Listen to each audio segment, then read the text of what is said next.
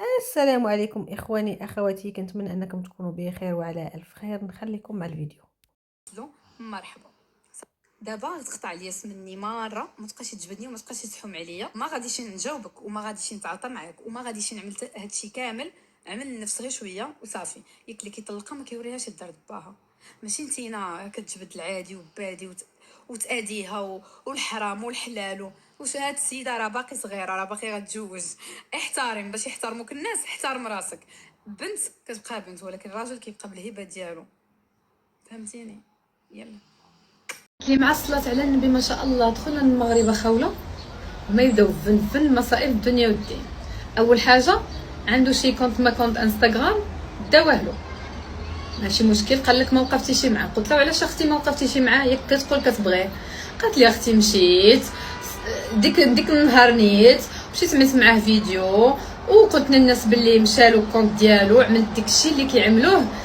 ابر زعما ابر ان كونت. قالت لي اصلا هي ملي بدات كتهضر معايا ما كيهمهاش اصلا الكونت ديالو واش يكون طالع ولا هابط ولا خدام ولا ما خدامش. هي خصها غير راجل يسترزق مرمده، ماشي مشكل. كلشي بمغفره الذنوب، كلشي كنديو فيه الاجر. قلت لها الدنيا هانيه صافي. جات واحد الحفله، قالت لي مشينا نحضروا. انا مشيت بوحدي ومشى بوحديتو.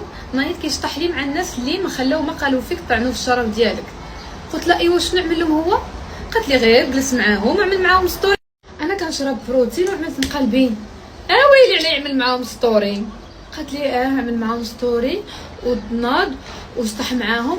هو اصلا مسكين مسامح، زعما دغيا كيسمح للناس ماشي مشكله. هو كيسمح للناس اللي اداوه وما كيسمحش للناس اللي ما اداوهاش، حيت هو هيدا مسكين فعقلو هيدا وانا هيدا. وربي ما يسمعوني مزيان. ودابا واش هاد القصه ما كتضحكوا؟ واش هاد القصه ما كتضحككمش؟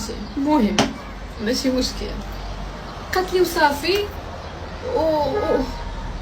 والحكايه بقات مستمره.